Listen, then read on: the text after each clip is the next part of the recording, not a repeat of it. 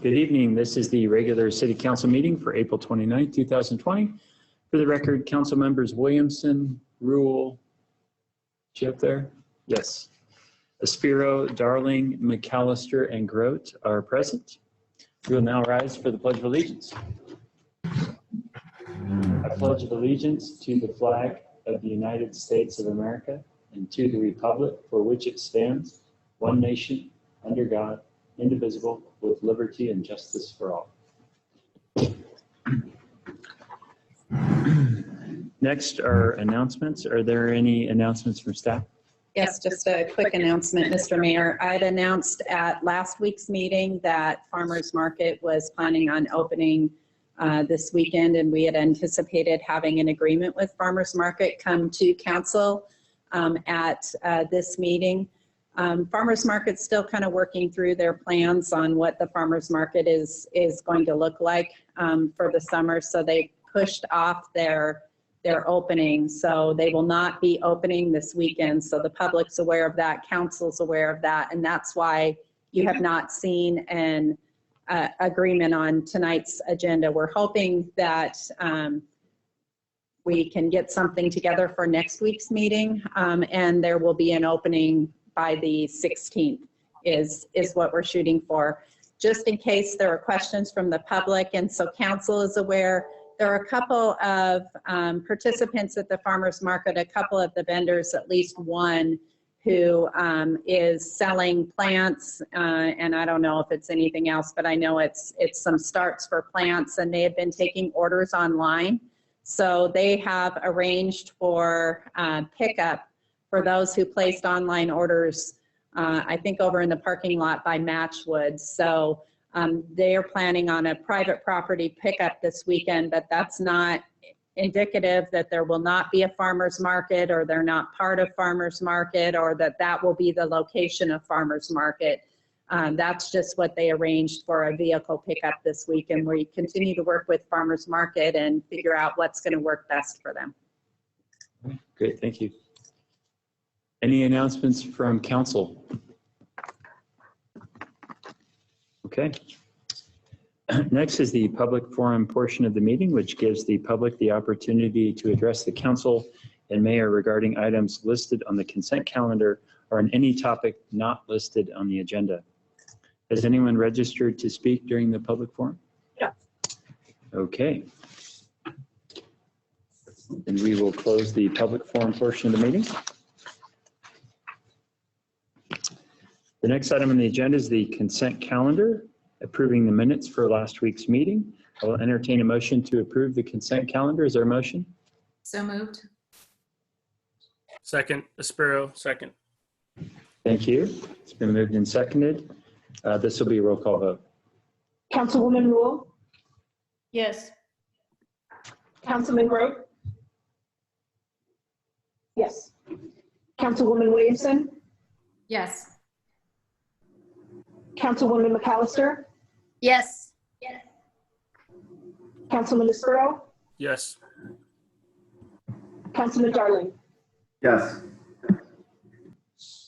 So yes. Okay, motion passes. The next item on the agenda is a proposed resolution for amendment number 3 to owner engineer agreement with JUB Engineers for filtration and inflow identification and reduction. Infrastructure and Development Services Manager Amanda Wilson will provide a report for us. Thank you, Mr. Mayor. I appreciate that. Good evening, council members. So it's been about 4 months since we last updated you regarding I&I, and much progress has been made since that time, specifically around flow monitoring. If you'll recall, our rain on snow event this past winter, although not good for travel, was fantastic for I&I flow monitoring. And again, when we're talking about I&I, that's infiltration and inflow. So we're not going to take a deep dive into the results of those efforts over the past 4 months this evening, but I did want to just take an opportunity to let you know that we intend to come back to you next month and review the results of that information and the efforts to date. With that said, prior to updating you next month, we intend to reconvene our wastewater review committees that we previously engaged for the wastewater treatment plant facility plan. So that was a really broad and diverse group of citizens and technical experts throughout our community. We'd like to re-engage them and update them on the I&I data to date and kind of some options that we have going forward. As we've discussed in the past and as is noted in the council packet, the biggest question around I&I is where and how much and in which regards do we really invest in improving our I&I situation. So much effort, as I've mentioned many times, has been done over the years to address our I&I problem, but we have much progress to go. In regards to that, a lot of the areas that we need to take a closer look at and quantify so that we can better plan for the future is in relation to our public infrastructure system. So contributing sources in I&I are both on the private side and on the public side. What is proposed in front of you this evening is an amendment to the JUB engineers contract to really take a little bit of a deeper dive into that public infrastructure side of it so that we can quantify a capital improvement plan with a detailed list of improvements going forward, which will help us better budget for one, but it'll also fundamentally help us in our decision-making processes when it comes to how much and where do we want to invest in I&I. So with that, this evening, I think most of the details are within your packet, but essentially it's a $42,100 amendment to their existing contract to develop a capital improvement plan for our public infrastructure needs that will also directly relate to our future rate study calculations. That'll open it up to any questions. Any questions, council? Yes, I have a couple. All right, of seeing none. No, Councilwoman Rule? Yeah, I was trying to scroll on your thing, but I can't scroll on your looking. As I was reading through, are they the types of manholes we have? And it seems like it's been a while ago since I did this. And the deliverable clear to me. So I know we've already spent a lot of money on this contract, and I'm wondering, is it simply capital improvement they are working on, or is it some other specific piece? And I know it was all listed out, but it wasn't clear when I read through it. If you could speak to that a little more.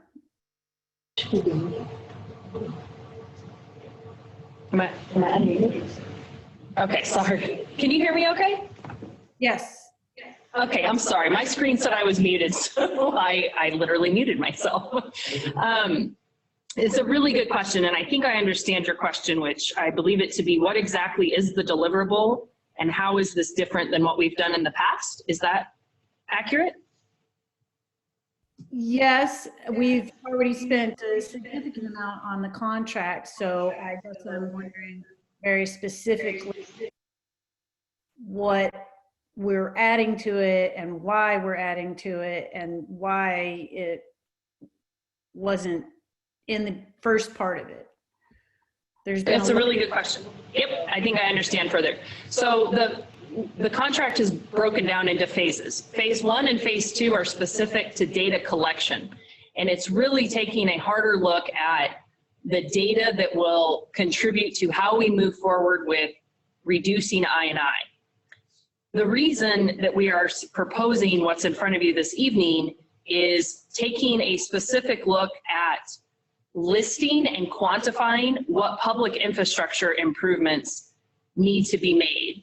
So the deliverable for this amendment that is not part of the original contract, because they're related in that they're all about the sewer collection system. They're unrelated because the first two phases were about where is I&I coming into our system? Like, what are the sources of I&I? This time what we're looking at is we're saying, what are the ages of our existing public infrastructure And when and how long will it take us to replace that or repair it? And how should we repair it? Where do we have leaky manholes? Because this isn't just an I&I issue when we're replacing public infrastructure. Our infrastructure is aging, of course, as we've talked about in other elements, whether that's water or transportation or any other public infrastructure component, but we also have capacity issues. So I&I is how is clear water, not clean, but clear water entering our system. What we're looking at here is what improvements independent of I&I do we need to make and plan for in the future for public improvements in our sewer system. So the deliverable will be a list of potential projects with dollar values associated with each of that for a replacement or repair schedule. Does that kind of help clarify?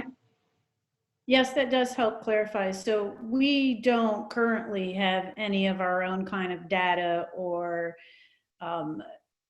idea of infrastructure to some degree then.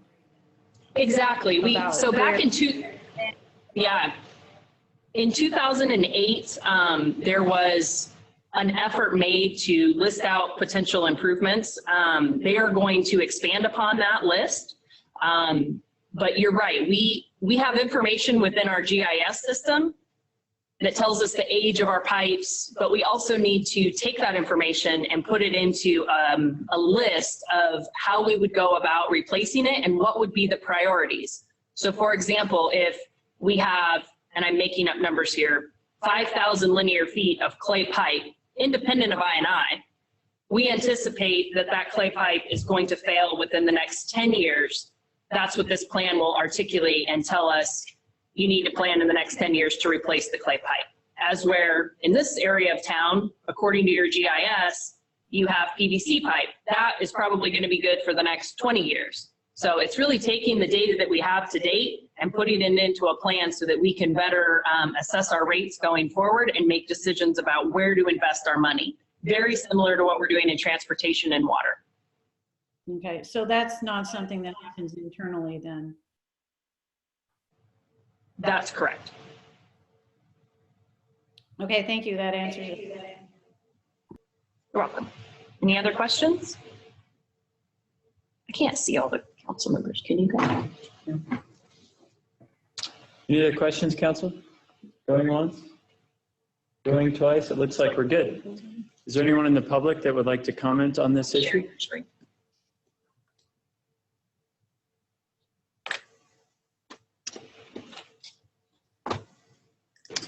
Seeing none, I would entertain a motion to approve the resolution for amendment number 3 to owner engineer agreement with JUB Engineers for infiltration and info identification and reduction. Is there a motion? So moved. Councilwoman Williamson. Councilwoman Williamson. Councilman Second. Second by Councilman. Garland. Thank you. All right, it's been moved and seconded. Is there any discussion? So be roll call vote. Councilman Rowe, Yes. Councilman Darling, Yes. Councilwoman McAllister, Yes. Councilman Sparrow, Yes. Councilwoman Williamson, Yes. Councilwoman Wool, yes. And the motion passes. The last item under old business this evening is a proposed resolution for an agreement with Bonner County Economic Development Corporation. City Administrator Jennifer Stapleton will provide a presentation for us. Actually, we have Andrea Marcosio from the Bonner County EDC on and available to give us an update on the program. I presented an overview last week, and this is coming back this week for council for consideration of approval of an agreement with Bonner County EDC. To date, again, as I noted last week, they have launched the program. It launched the end of last week with funding from the Innovia Foundation and also funding provided through Bonner County. So I will hand it over to Andrea to provide kind of an update on what they're hearing, what the response rate has been, and uptick of the program, and then Andrea or I can answer any further questions that council may have.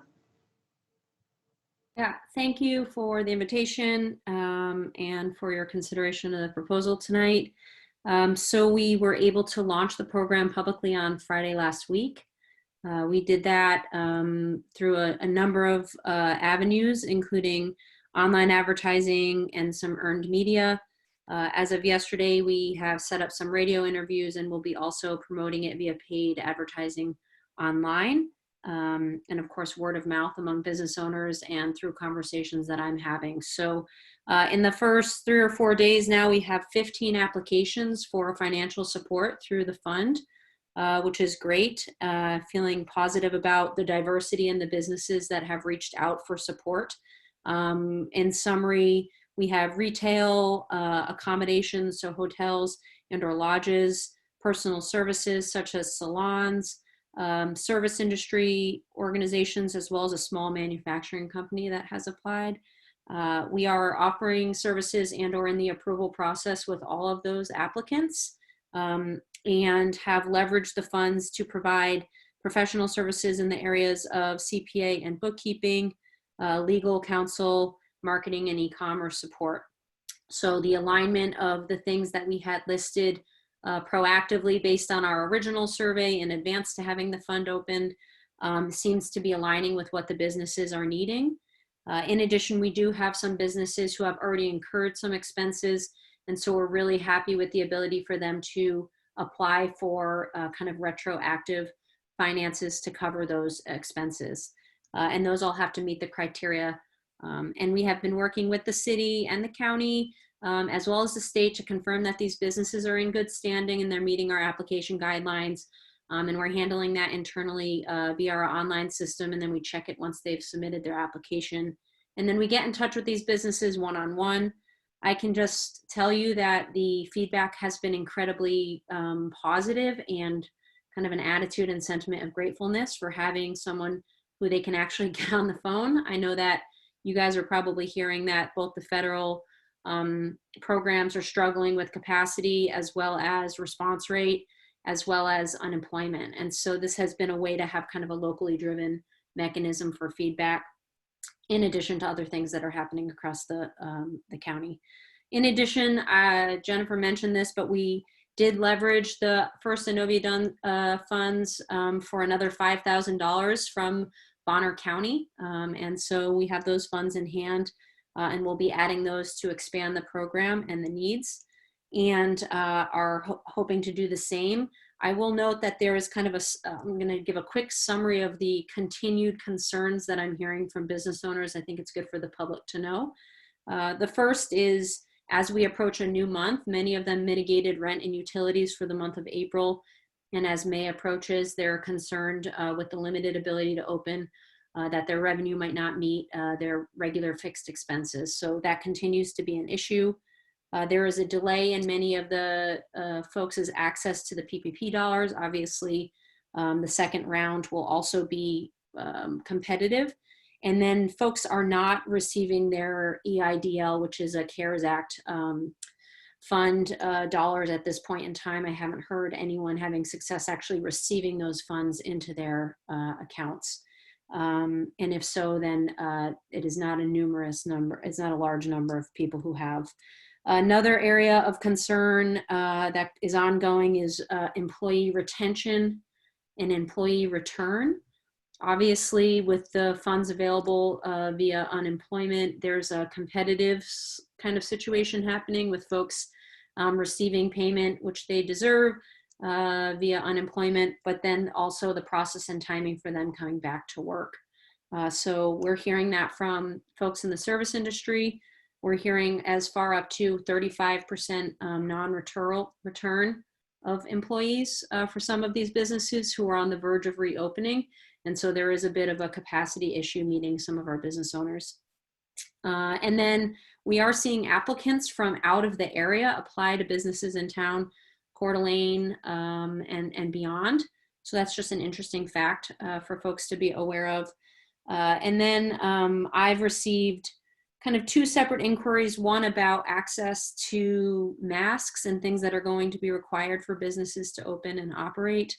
and other services or tools that they need to be in compliance with health standards. And then the last is kind of a request for support on getting the word out for businesses that have an opportunity for hire and start thinking about recovery and that kind of positive messaging. So those are the top line things that I'm hearing on the phone, in addition to what I shared earlier about their immediate needs. And I'm happy to take any questions from folks beyond that. Thank you. Any questions, Council?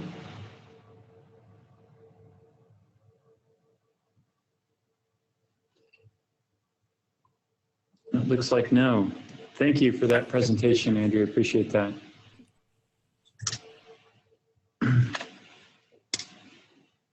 Is there anyone in the public that would like to comment on this issue?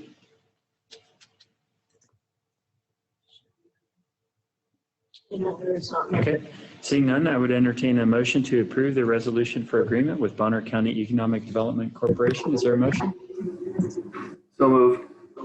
Councilman Darling moves. Is there a second? Aspiro seconds. Councilman Aspiro seconds. Thank you. Any discussion? This will be a roll call vote. Oh, is there something? Excuse me. I just Yes, want to Councilwoman Rule. your efforts and for doing everything you can do for our local community, and hopefully we can get this thing and our little town back together as things allow us. Thank you. Thank you for those comments. Yeah. Thanks for your work on this, Andrea. Appreciate your leadership. This will be a roll call vote. Councilman Darling? Yes. Councilman Sparrow? Yes. Councilwoman Rule? Yes. Councilwoman McAllister? Yes. Councilman Grote? Yes, good job. Councilwoman Williamson? Yes. And the motion passes. The next item on the agenda is a COVID-19 phased response and reopening plan. City Administrator Jennifer Stapleton will provide a presentation, a proposal for adoption of the COVID-19 phased response and reopening plan for city services, facilities, and sponsored programs. Thank you, Jennifer. Thank you, Mr. Mayor. Good evening, council members. We are still in process with developing a full matrix for all of our city services as well as our programs, and what opens on what phase with the governor's guidance. And then also looking that in addition with the stages of reopening, the 4 stages we've been given, also going back and revisiting our phases that we have developed and really refining those down to 2 phases if we were to see a surgence of this pandemic in our community. We were seeing active person-to-person spread in the community, and we were hoping to have that whole matrix for the council meeting tonight. One of the challenges we are facing in this regard, and we've discussed it at past meetings and still are working through today, and I anticipate in the weeks moving forward, is our guidance coming out is coming out on almost a daily basis. So trying to finalize something in anticipation of what the guidance is going to be or when the guidance will be coming out has posed some challenges for us, particularly on the front relative to youth programming. For example, I've had a number of youth organizations contact me directly asking what our policy is going to be, what we're going to be doing about youth sports going into the summer and the fall months, and in these phases, whether we were going to allow any organized sports groups to be able to use our fields and other facilities. A question that I've had and mentioned last week into the governor's office has been relative to youth programs and daycares which were allowed to reopen beginning in phase 1 did that include youth sports? And where did youth sports fit into the model? They had indicated when I called last week that there were a number of questions about this they had gotten from other municipalities as well, and so they were looking at getting us an answer on that. This morning, about mid-morning, we received from the Association of Idaho Cities 3 new protocols that came out for stage 1 reopening.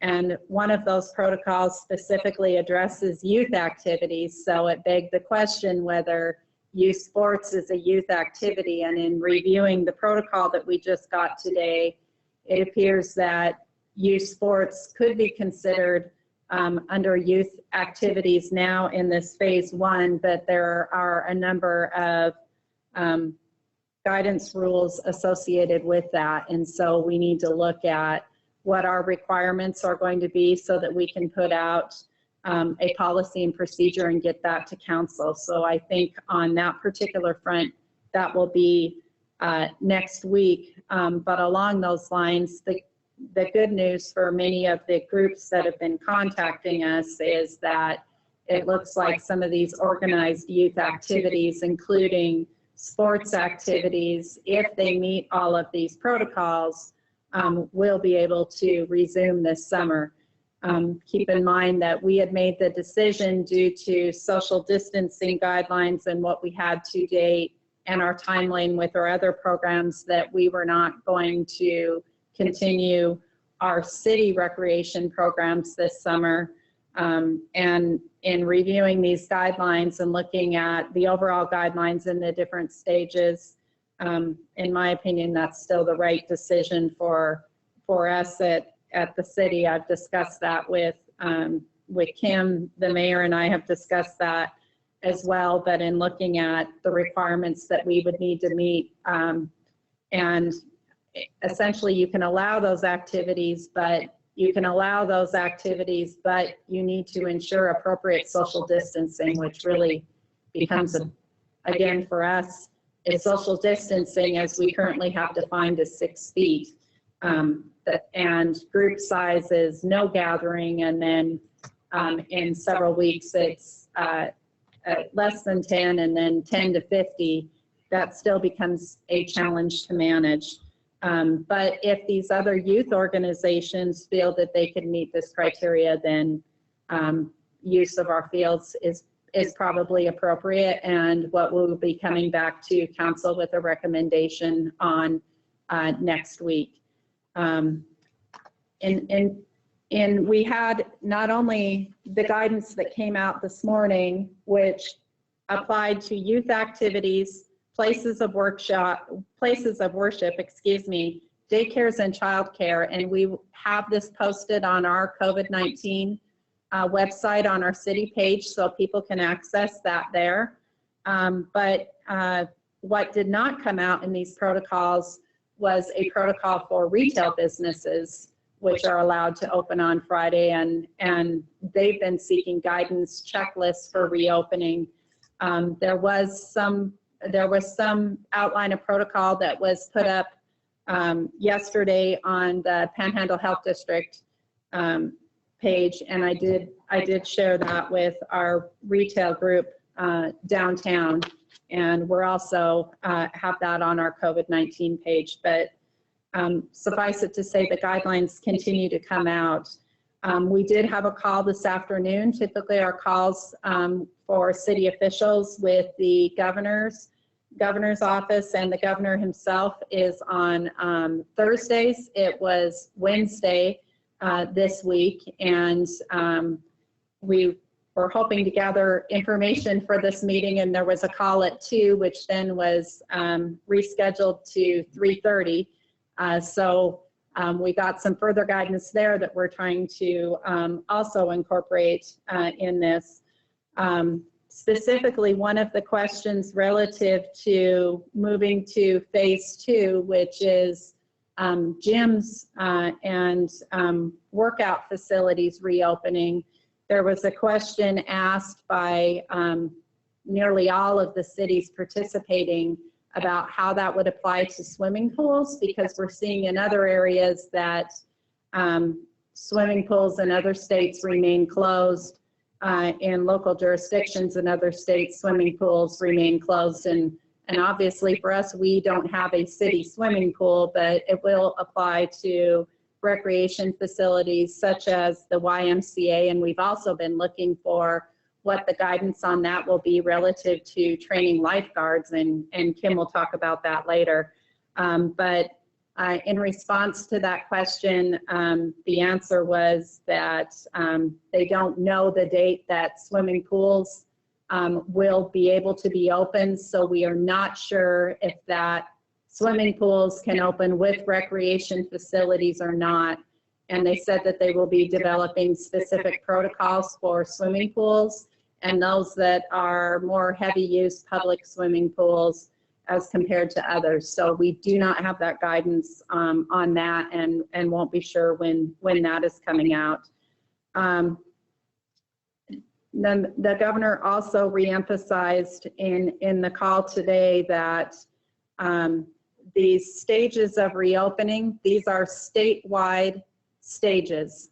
A question was asked about whether regional areas or local governments would be able to determine because of local conditions. And specifically the questions that were asked were, if you have an area where you really haven't seen any cases, there hasn't been a breakout, could that, in that area, could a local government determine that while they're in a different place than the rest of the state, so they should be fully opened, or they should be a stage 3 as compared to the governor's stage of a stage 1? And the answer to that was a clear no. There is no authority for local governments to allow for moving up through stages because of local conditions, to allow for more openings beyond what is specifically allowed in the governor's order and is defined in those stages. With that said, he did make it clear, though, that mayors and local municipalities, and again, this was all cities participating, so this wasn't cities and counties and other governments, this was just cities. But mayors at the local level do have authority that if you were to see a large breakout in an area similar to what they've seen in Blaine County, for example, to have tighter restrictions than what the state has allowed. But again, local municipalities don't have the ability to have looser restrictions.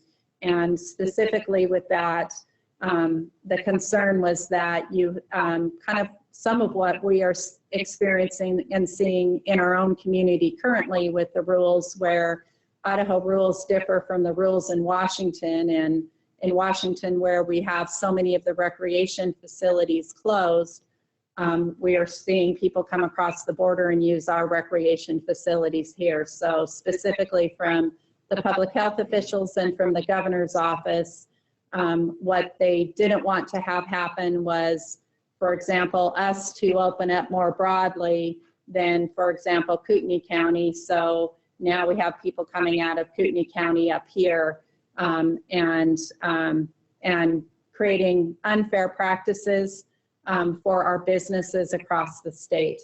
However, again, if there is a community in the state that is seeing a breakout, they have active person-to-person community spread, while statewide there may be continuation of moving through the stages of reopening. A local municipality could make a decision to go in the other direction because of conditions in that local community. I would add to that, Jennifer, to reiterate the governor's point, and we've all discussed this in the past as well, that part of the reason for maintaining that consistency across the state is to protect us from further exposure, further risk, because as a community right now that doesn't have community spread, hasn't had community spread, we are a very attractive place, especially as one that has the recreational amenities and things that we have here. It's very attractive to somebody coming from Washington or somewhere else that has a higher exposure or to risk. And so, so we're opening by having that greater liberty at the local level. We're attracting that risk, which wouldn't otherwise be with the statewide consistency with the stay-home order. So I just want to hit that point.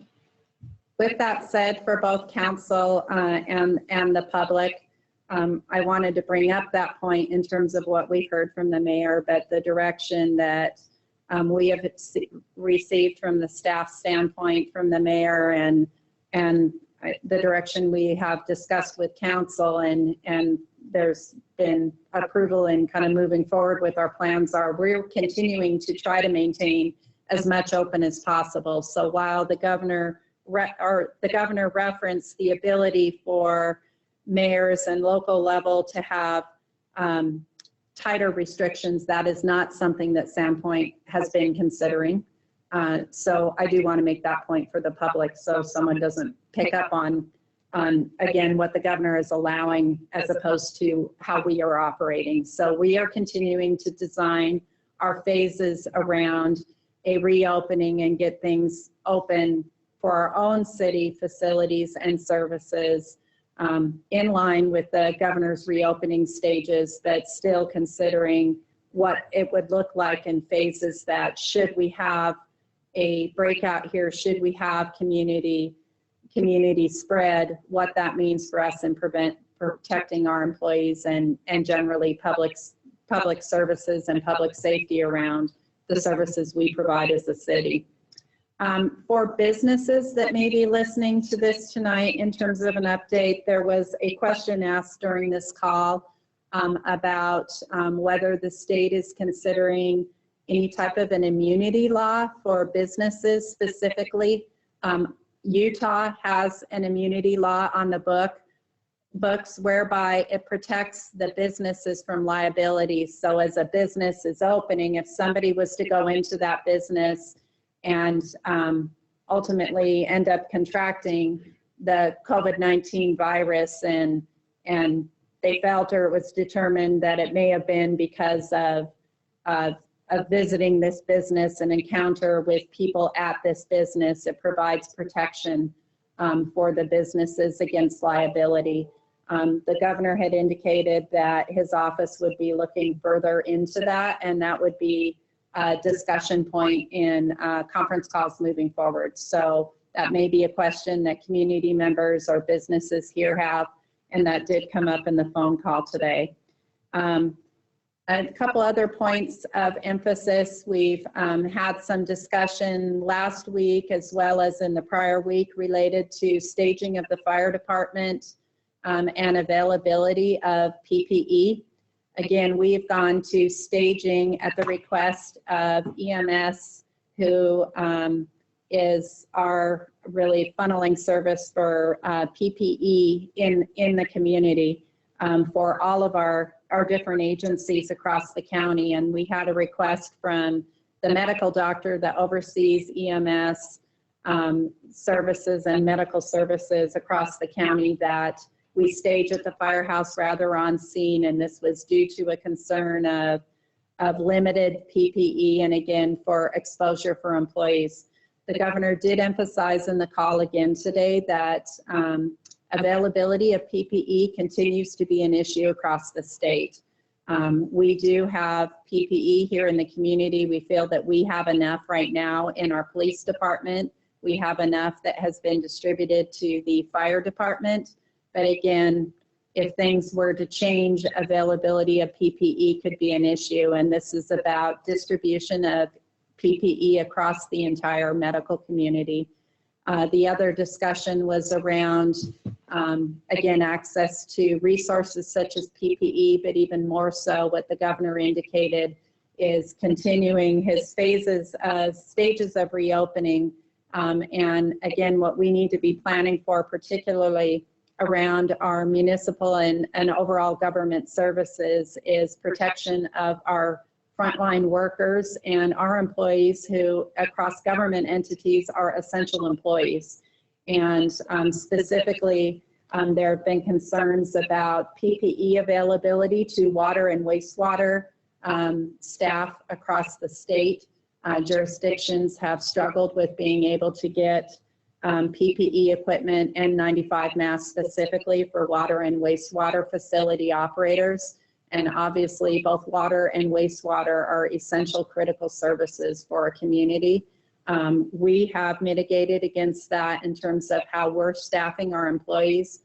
But I will say relative to PPE, we do not have availability in the community to the point that we have the availability of PPE for our staff in water and wastewater at this time, and N95 masks. So that is an availability issue for us and kind of speaks to, again, that conservative approach relative to PPE. With that said, as we have been developing our stages of reopening and looking at city services, one of the services that we've been looking at is our city council meetings, and we plan to get this into our more robust model, but did want to present to council a proposal around electronic council meetings. As council members will recall, under the disaster declaration that was passed by council, or the resolution extending the mayor's disaster declaration, council had a provision in that where you went to electronic meetings only. And in light of the stages of reopening that we've received from the governor, can you go down to the, what we would propose, it's going to be all the way, it's going to be in the resolved. What we would propose for council to consider for adoption tonight is a resolution amending that resolution for the mayor's disaster declaration to provide that in stages 1 and 2, as defined in the governor's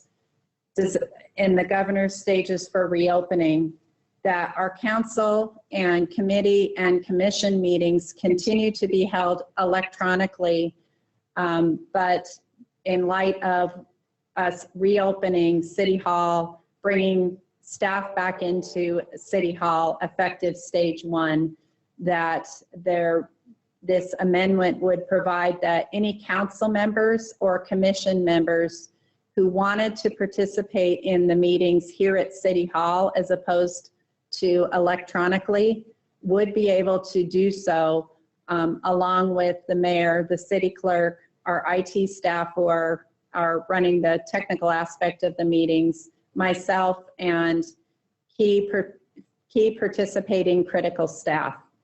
There are limits in stage 1. In stage 1, there is no provision for public gatherings, whether that be public or private, and so it does not provide for a full council meeting or city commission meeting or a city committee meeting. In stage 2, it does allow for some gatherings, but they must be under 10 people, which is not feasible for really opening back up to the public at that phase. In stages 3 or 4, we start to see the numbers of people that can be gathered for a public gathering or a private gathering increase. In stage 3, that increases to a number of 10 to 50, and in stage 4, that is allowing for gatherings of 50 or over. So our proposal for consideration for council in stages 3 or 4 is that our city council and commission meetings go back to being held in council chambers and open to the public with social distancing practiced and limited occupancy in accordance with the governor's guidelines for those specific stages. What we would propose again to recognize how we address vulnerable individuals, maybe individuals who are not interested in participating in a group setting in a meeting, is that we would continue to run our meetings electronically with allowance for council members, commission members, staff members, members of the public to participate in the meetings electronically. So they don't have to come into City Hall, but we would transition between stages 1 and stages 3 and 4 to non-public meetings, to public meetings, and 3 or 4 public in-person meetings. Stages 1 and 2, where it is council members, commission members participating electronically unless they chose to come in. In stages 3 or 4, it would be in-person council or commission meetings, but allowing for council members or commission members to participate electronically if they chose. Today? That is the overview. Okay, so to be clear, the motion before us this evening is to amend the extension of the mayor's declaration of emergency, or? It is an amendment to the council resolution authorizing the mayor's declaration of emergency extension beyond the 7 days. Okay, thank you. Does council have any questions? Mr. Mayor. Yes, Councilwoman Williamson. So in stage 3 and 4, particularly in stage 4, when gatherings of 50 or more are allowed, but with social distancing, is that still, we're going to be setting up council chambers with participant seats 6 feet apart, as well as the council members being 6 feet apart from one another? We would anticipate that at this time, unless we, again, we're seeing protocols for stages come out shortly in advance of each stage. So are they going to redefine social distancing at this point? That's unknown. So we would, at this point, anticipate, yes, the 6-foot guidelines. Okay, thank you. I'd like to make. Any other questions, Councilman Darling? Yeah, I'd just like to take this time to encourage our local community and our city officials to trust and follow Governor Little's 4-stage plan to reopen our economy, no more and no less. I'd also propose to reopen the city council meetings following Governor Little's 4-stage plan requirements, which reading through it, stage 2 appears to me to be sufficient for that. And that's just my recommendation.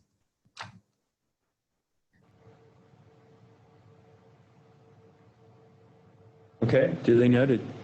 Any other questions or comments, Council?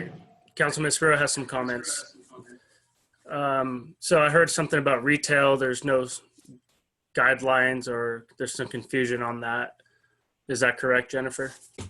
There are some guidelines that came out, not from the state, they came out from Panhandle Health District. It is not it's not a checklist like many retailers were hoping for, with very specific guidance on you need to be doing precisely these things, but there's some general guidance protocols that came out from Panhandle Health yesterday. Okay. Yeah, I just, looking at all the retail shops we have here, that's a big part of our community. Just for what it's worth, I'm pretty confident that them opening up, they're going to be okay. They're going to follow the guidelines. It won't be any different than going to Super One or Safeway, where they have guidelines, yet people are so close to each other. So I'm very confident in our retail stores to be able to manage that for what it's worth. And I look forward to seeing them open up here soon, along with other businesses. And the best we can support them locally, I think that'd be great. One of the things I would note for council, which I didn't get earlier in my update, is there is some funding that is coming out that will be pass-through funding. There's both Homeland Security FEMA funding as well as CARES funding for stabilization for local governments. We still have not seen the guidance on that specifically or the allocation for our entities. So on the CARES funding specifically, what we've been told is that will be based on population. We do know we have eligibility, and it's the disaster declaration that we did again that made us eligible for the FEMA Homeland Security funding, and we are eligible for some reimbursements under that. So where we have had to purchase sanitization items for City Hall, city facilities to get those reopened, for additional cleaning services, for example, for our public restrooms, which will be reopening on Friday, and the signage that we put up in the parks. But we have also been able to obtain some disposable masks, which are difficult to maintain, but government agencies, because we are essential services, we've been able to tap some of the supply lines for those. We've had questions from businesses related to a checklist, specifically retailers.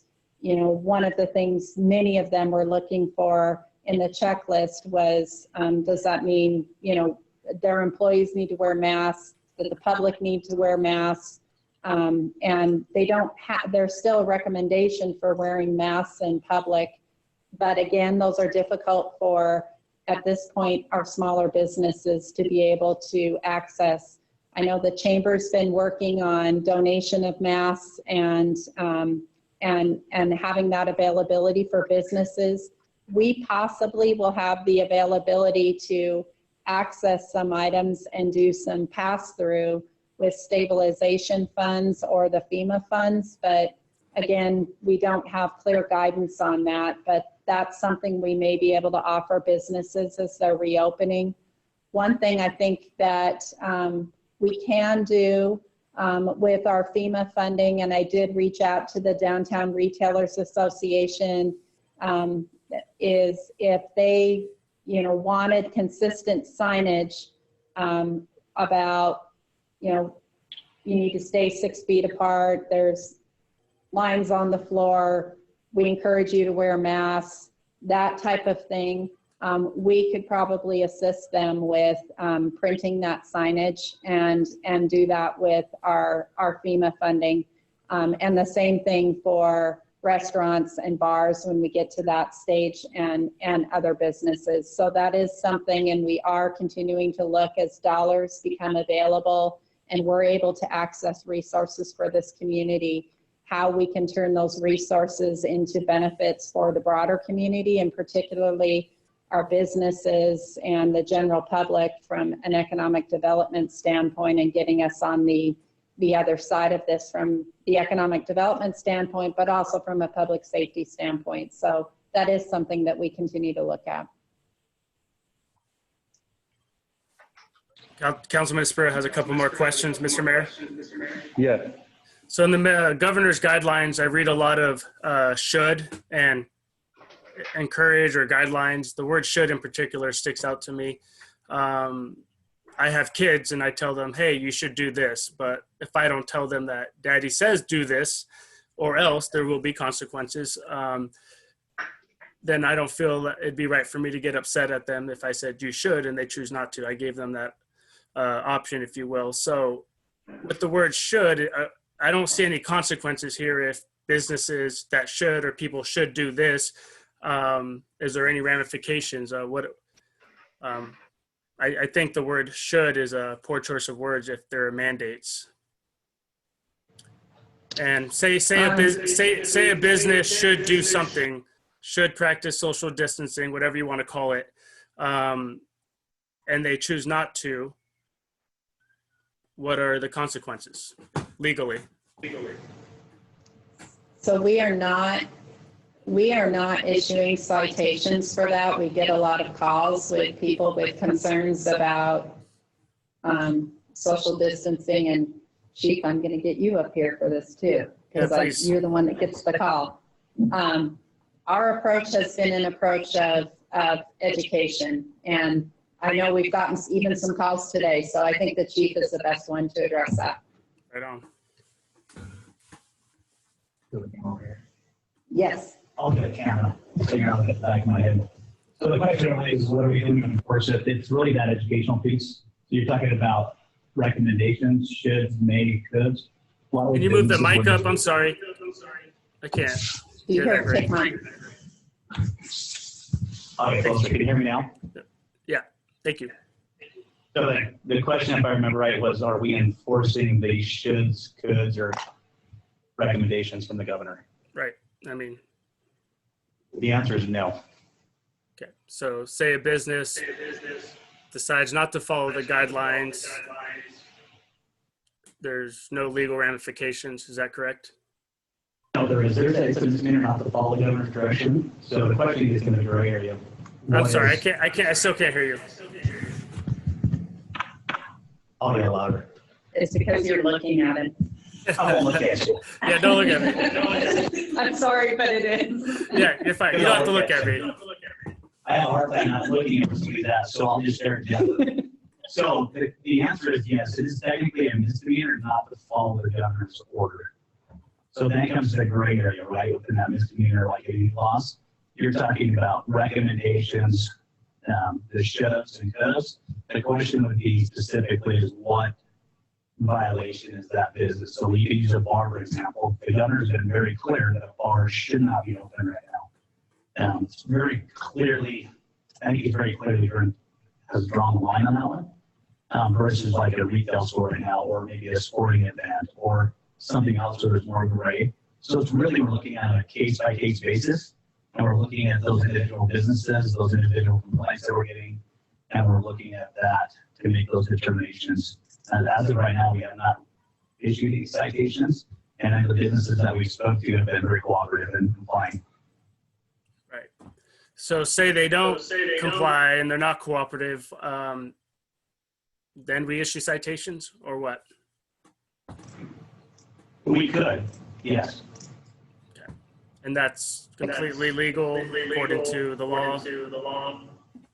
Yes. And you've seen it across the state right now. So you've seen community counties, that jurisdiction's issued some citations down south. You've seen some citations issued. So it is a misdemeanor not to follow that directive. That's not our goal. Our goal is not to issue any tickets.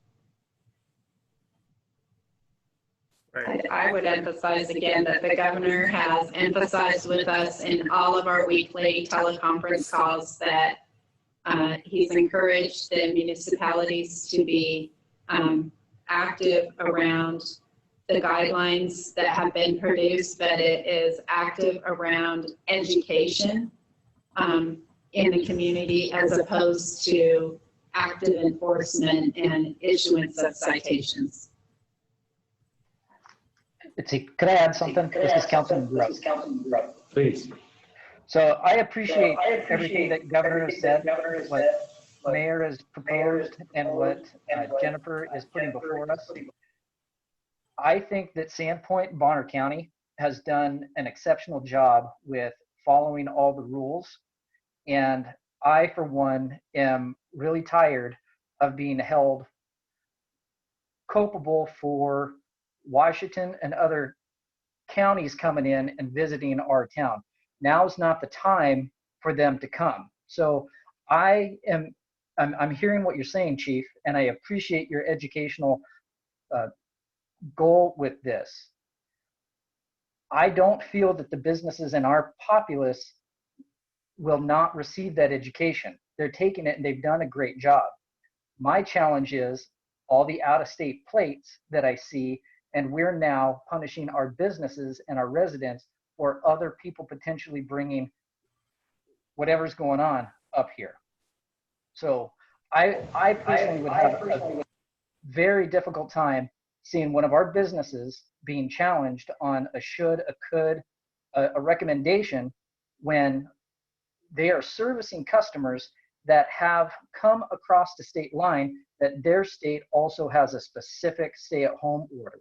Now, if all of this falls under education, I have a feeling that some of our businesses would rather have sales and not any FEMA money. Now, I appreciate what it is that we're trying to do. And again, I'm the new guy, but we've done a great job in Sandpoint and in Bonner County to follow the rules.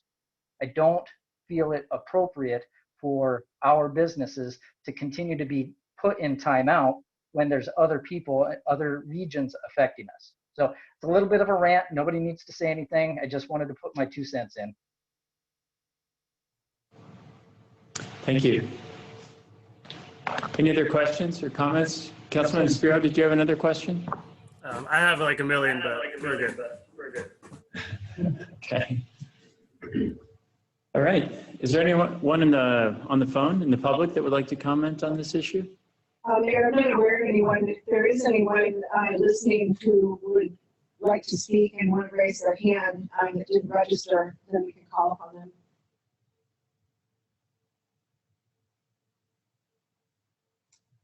Yep. Okay. Hearing none, I would entertain a motion to approve the proposed amendment to the mayor's declaration of emergency. So move the Is Spiro. there- Councilman Spiro moves. Is there a second? We need to clarify that motion. We're not amending the declaration. We're amending the resolution. I'm sorry, the motion is to amend the resolution, the council resolution, to extend the mayor's declaration of emergency. And who was that motion? I'm sorry. Councilman Spiro moved. Wait, Is there a second? I guess, hold up. Time Second. Councilman Gross seconds. Is there any discussion? Yes, Councilman Spiro. So what I was hearing was we were moving to have council members able to meet in person, so they choose. Is that correct?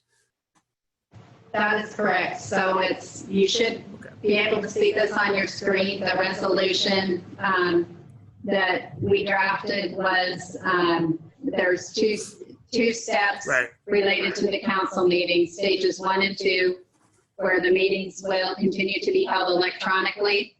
Although council chambers will remain closed to the public, but council members or commission members may choose to come in and participate in meetings here. 3 and 4, we go back to public meetings, and council and commission members will participate here on site, although they have the option to participate electronically if they choose to. Okay, thank you. And we would still be practicing social distancing protocols at those public meetings in phase 3 and 4. Yes. Any other discussion, council? This will be a roll call vote. Councilwoman Williamson, Yes. Yes. Councilwoman McAllister, Yes. Councilman Grote, Yes. Councilwoman Rule, Yes. Councilman Darling, Yes. Councilman Spiro. Yes. Motion passes. The last item on the agenda this evening is a proposal to suspend the lifeguard program at City Beach this summer. Parks and Recreation Director Kim Woodruff will provide a brief presentation, along with other relevant staff, like Jason Wright and Nicole Goas will be participating in this as well. Thank you, Council and Mayor. It's with an extremely heavy heart that I'm here tonight requesting that we suspend our lifeguard program at City Beach for 2020, directly related to the COVID impact. We've been involved in hand guards in the program. This is for over 80 years at the City Beach. And again, to be clear, this is kind of some stuff been floating around is that this is related to money. It has nothing to do with money or budget or savings.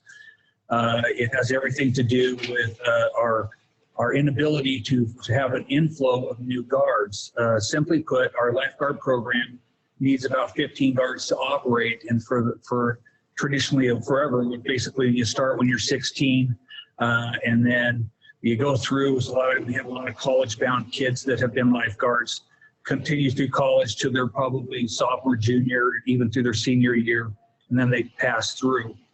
We're extremely pleased with our recruiting efforts over the last year and have an increase actually of 9 certified applicants to be able to come in. And Jason is going to go over in a little bit, our recreation supervisor, who's been the direct supervisor for the GARD program, and a PowerPoint and kind of some stats. But the gist of it is that we have new ones come in, then we have the core group, and then they graduate and go away.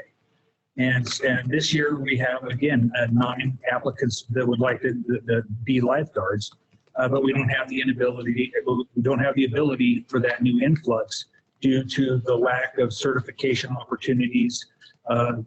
There's no pool, the social distancing just makes that the lifeguarding training where you have to touch other people impossible. So in my opening statement and my closing statement is going to be the same.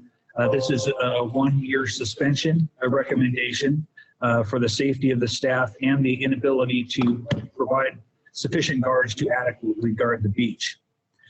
We also have with us tonight to comment legal and Andrew, legal, Andy, but it's Andrew on the screen, so I'm with Andrew. And then Nicole for our personnel and risk management. For now, I'll turn it over to Jason for a quick PowerPoint. Then we'll be able to go and have any questions. And you got her, Jason. Yeah. Can everyone hear me okay? All right, so I put together some information so you guys have a little bit of idea of where everything's standing here. If you have any questions, let me know. The status of the programs in the region. Fort Wayne, as some of you may have known, canceled their program in 2016. The reason for that was lack of staff. They were unable to recruit enough staff to get people on the beach. City of Hayden ran into a similar program last year, and they canceled their program in 2019, and that was once again for lack of being able to put staff on the stands. City of Woods Falls this year suspended it for the 2019 season. Their reason for doing this is they have a low number of returning staff, and it's kind of the same issue we're in, is their inability to train new staff to get those numbers that they need. Between 2014 and 2019, I kind of put that out here, the numbers we had. You can see in 2014, we had 13 total guards, and we had 6 of those were returning and 7 of those were new. In our 2015, we had 12 staff. We had 7 of those were returning and 5 of those were new. You can probably see over on the right-hand side, I made a note of burnout. We did have burnout that year. At the end of the year, we didn't have adequate to not work overtime, and people kind of burned the candle at both ends to make things work for us. That's pretty indicative of the fact that we only got 4 of them back the next year. So in 2016, we had a total of 14. That's where we got 4 returners and 10 new ones. 2017, we had 15 total guards. Returning staff on that was 8, and we got 7 new staff. In 2018, we had 9 staff that were there. 7 were returning and 2 were new. And that was a very rough year. I've got next 2 slides are details on 2018 and 2019. And last year, 2019, we had 12 total, and it was an even split of 6 returners and 6 new staff. To reiterate, Jason, it takes 15 staff to fully staff the lifeguard. 15 is the sustainability, and that's where we're not burning the kids out. There's flexibility so they can get time off when they need time off, and people can be covered if people get sick. We're not running overtime, and we're not running short staff during those days. In 2019, kind of taking a closer look, we did have 6 returning guards and 6 new guards for a total of 12. At the same time, last year, we still had 49 days that were understaffed or had no staffing on the city beach. That's out of roughly somewhere between 82 to 87 days a year of guarding. So, and I'm going to try to add a little bit on this one. And then that is kind of what gives me the biggest heartburn is if a parent, there's a lot of parents that drop their kids off or send them down to the beach, knowing that they're old enough to kind of be down there, but nice to know that there's lifeguards out watching out for their safety. We were very volatile in 2018 and 2019, with often having to learn to close the beach partially or fully just that day. So we did come up with a program to be able to put out signage and A-frames at the entry and at the different beaches that it was no guard. But I think the chances are pretty slim that if an 11-year-old rode a bike down there because their folks knew that they were going to have lifeguards, probably didn't call their folks and said, hey, there's no lifeguards, can I still stay here? And so the parent was under the assumption that there were lifeguards there. And good assumption, we've had lifeguards down there for 80 plus years. But with the shortages and the short staff and the understaffing, that was a result. And truly, that's what gives me concern. And even though there's risk and liability to the city and all that stuff, to me, ultimately, it's the responsibility of the parent who in good faith thought that there was assistance at the beach and there wasn't, putting that child in jeopardy. So to me, that's when the water boils out of the pot, that's the bottom line, is to be able to be true and honest with our community on what their expectations are and what role the parent has for their children's safety. And so, go ahead, Jason. And looking at those same numbers for 2018, where we had 7 returning and 2 new guards, for a total of 9. The number of days understaffed or no staffing was 48, and burnout was definitely a factor at the end of that season. In fact, it came up as a topic several times throughout the season with the lifeguards. Recruitment efforts. In response to the shortage of lifeguards, the city has implemented a variety of different programs to encourage applicants to assist candidates in passing requirements necessary to become a lifeguard. 2016, we partnered with Sandpoint West Athletic Club and the Long Bridge Swim to create, offer, and promote a Road to Lifeguard program. Some components of this program are still used annually. That particular year, we increased the starting wage by 75 cents. We decreased the candidate cost of the lifeguard class to $50. Previously, this has been listed as one of the factors in people not becoming lifeguards. It was a $230 price tag on the class. And then, they still won't guarantee a job. And the third part was to offer a swim skills class to assist in meeting the physical requirements for employment.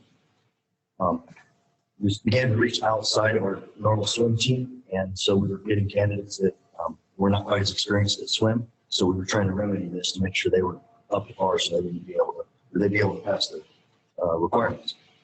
Unfortunately, that year we had minimal participation and very little dedication of the participants that were in that.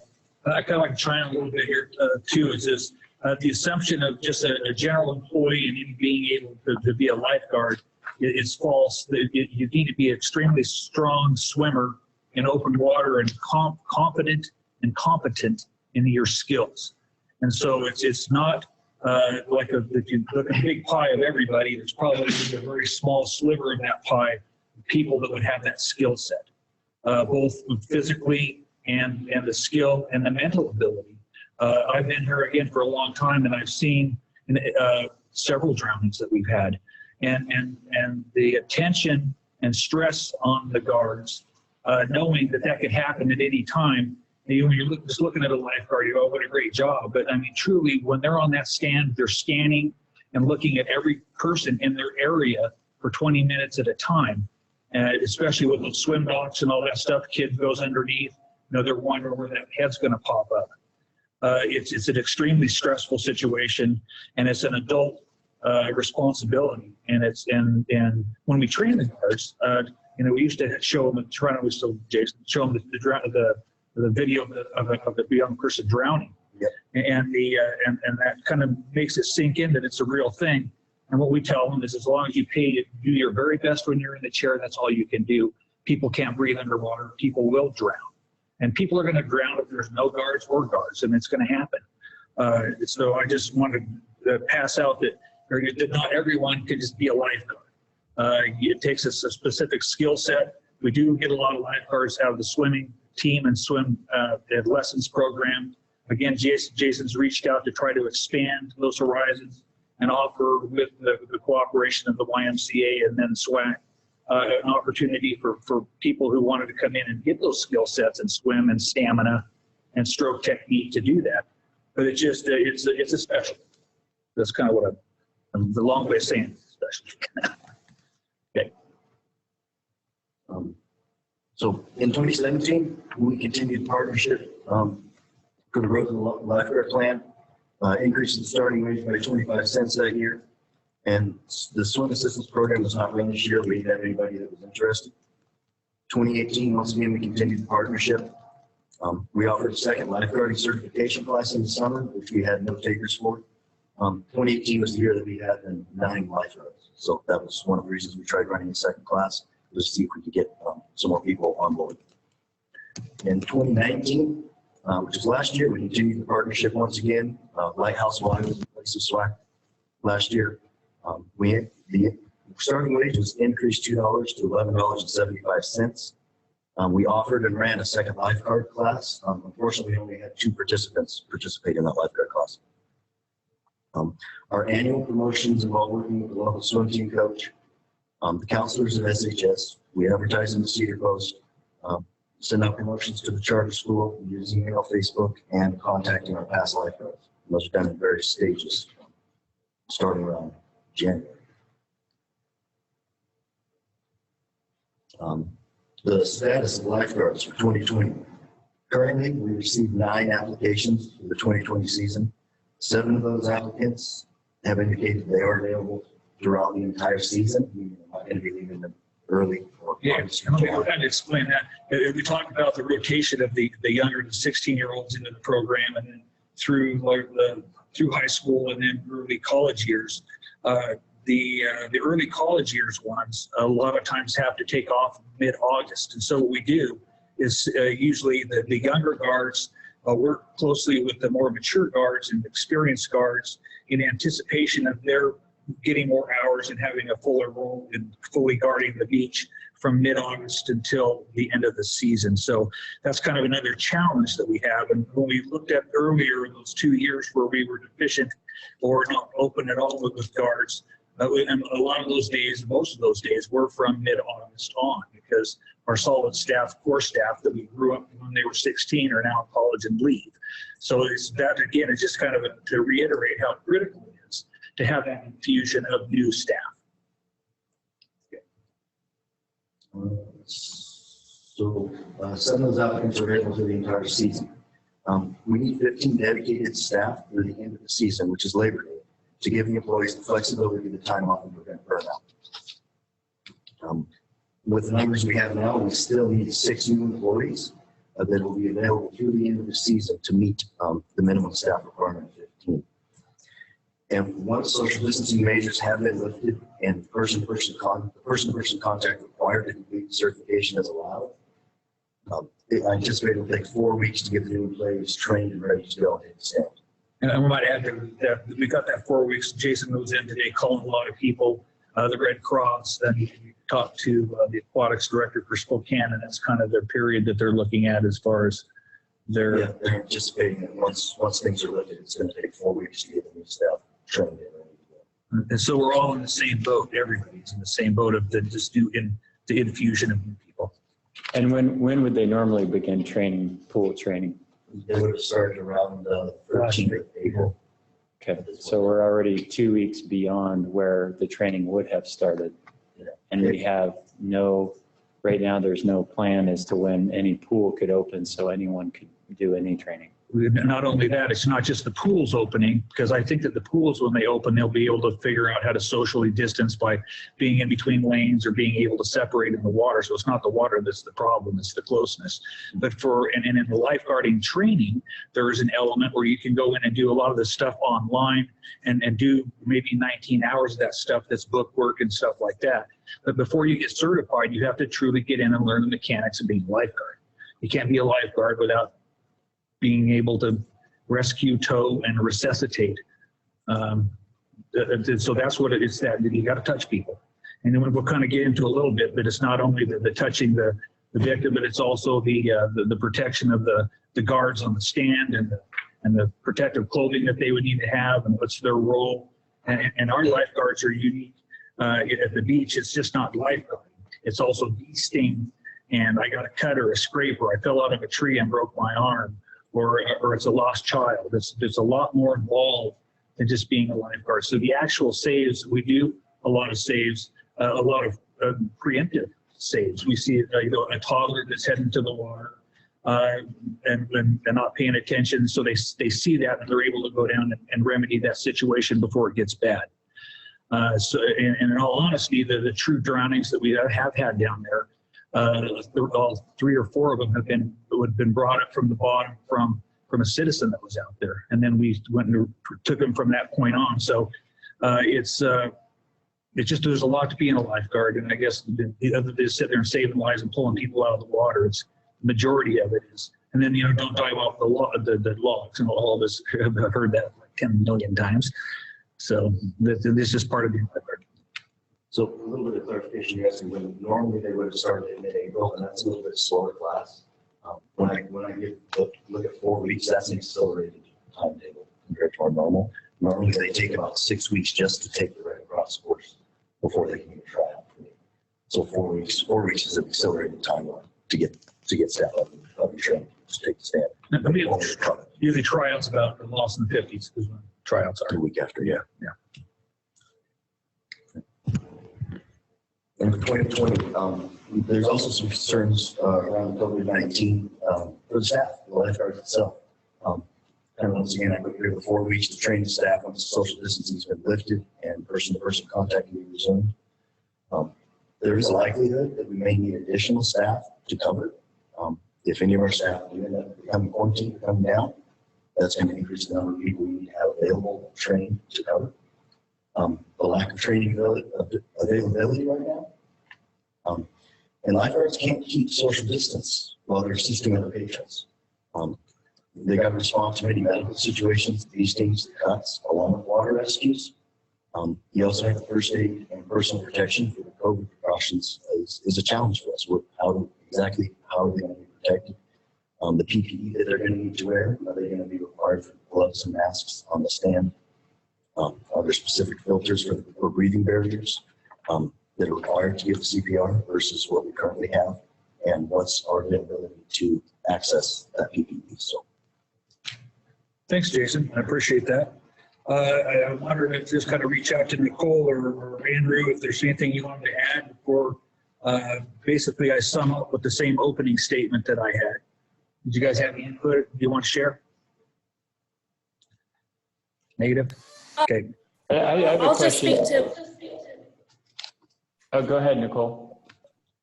I was just going to say, I'll just speak to wages to dispel any that we're not paying enough. We are currently the highest paid lifeguards in the area by 20% over market as compared to Silverwood, Moscow, Post Falls, Lewiston, YMCA, Boise, Bonners Ferry, and Hayden when those agencies had lifeguards. So we are definitely competitive with the wage scale. And we just did a $2 an hour this year, hoping that would incentivize more recruits, which, as you can see from the numbers, unfortunately, it did not. No, I think it did because we have actually 9 back, and so that's a high number. So again, I think we're heading in the right direction. There's also, we've had different citizens and supporters contact us for different ideas, maybe looking at some older population. Maybe I'll be one when I retire if I could make the time swim. and different things that we could try to do. And we're always looking for input and better ideas. And we all so appreciate and value the lifeguard. It's a Sandpoint tradition. And again, we're not asking to suspend or asking to eliminate the program. We're asking to suspend and just think about, and this was brought to my attention by Mike, the aquatics director for the Y, is there was a generation or a period of time in there during polio where there's kids that didn't learn, or people that didn't learn how to swim for this kind of exact reason. You know, they were not, suggested for distancing and not to touch. So there was, during that time, there weren't swim lessons and there weren't things like this. And they were maybe kind of revisiting a shorter period or again, I don't even remember when the polio thing was, but I'm pretty old and it was before me. So, but it's something similar that things happen, and we just need to adjust as a community, and we will go back to normal, and we will do everything in our power to continue the lifeguard program. It just truly is. I don't have a crystal ball to tell you when the social distancing will end, when the YMCA will open up their pool and provide that required training. And I also feel an allegiance to let the 9 applicants that we do have know that, hey, we are going to be able to have a program or not. Because again, some of those or half of those kids are students that need to make money to go to school. So if there's, opportunities that we have at the city right now, we reached out when Jason called our guard to say, here's what's happening, very straightforward with them. We have some other options available. We're hiring for concession. There's other people that are hiring in the community. So it's kind of just being straightforward with our situation, looking at it realistically and doing what we think is best for the community, for our lifeguard staff, and just to get through this year. And again, it has nothing to do with money. It has everything to do with available staff and doing it right. And communicating to that parent, if they know that they're sending their kids down there, that there either is or is not a lifeguard. And Kim, we had spoken about this earlier, and I asked you, what's the possibility if we just, shut down half of the beach and just had a dedicated lifeguard service on half of the beach? And, could we staff half the beach and provide that limited service? Anything is possible, and Andrew could possibly talk to this on the liability side, but the only thing we're saving is 1 guard. Right now it takes 6 guard at a time that we work. There's 3 stands on North Beach, and that's where we have most of the younger people and most of our our rescues and water action. We have 1 guard stand on South Beach. We have a guard on break and then a guard on rover. And the rover is the one that deals with the medical situation and the bites and the dogs and all that kind of stuff that you just kind of do. And the break one is the one that truly needs to just kind of unwind. As much as it seems like it's maybe not a stressful job, it's extremely stressful job because you're concentrating and counting and totally focused on the water, knowing that at any time, if you don't pay attention and something bad happens, you're gonna have to live with that for your entire life. And we beat that into their heads from day one. And so it is quite a very intense job.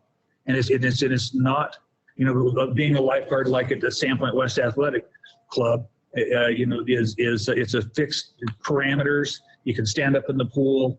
There's not, docks and stuff to hide under. It's a total different thing. So it is stressful. So to answer your question, yes, it would take us from 6 at a time to 5 at a time, and from 15 to probably 13 to adequately staff. So yeah, we could do it. But then there's a risk to the perception of, and what we're accustomed to is the full beach. And it is the recommendation, I think, and Nicole or Andy, you guys could pitch in to kind of all or nothing at the beach. Do you guys want to comment on that at all? Yeah, Mayor, this is Andy.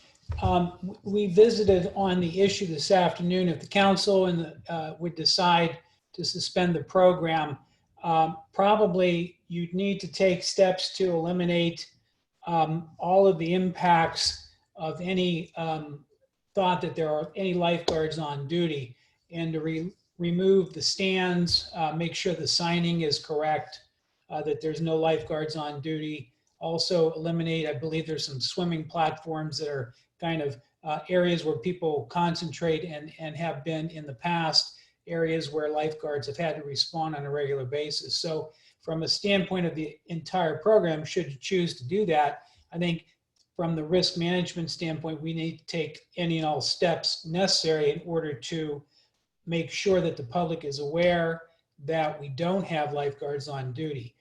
I think that having one beach open with lifeguards on duty and the other one not open might not be the best fit, simply because there would be an impression that, or a perception that, there are lifeguards covering both of those beaches. So again, that's a decision of the council, but my recommendation from a risk management standpoint would be, if you choose to do that, you need to make sure that it's very clear that there's no one there.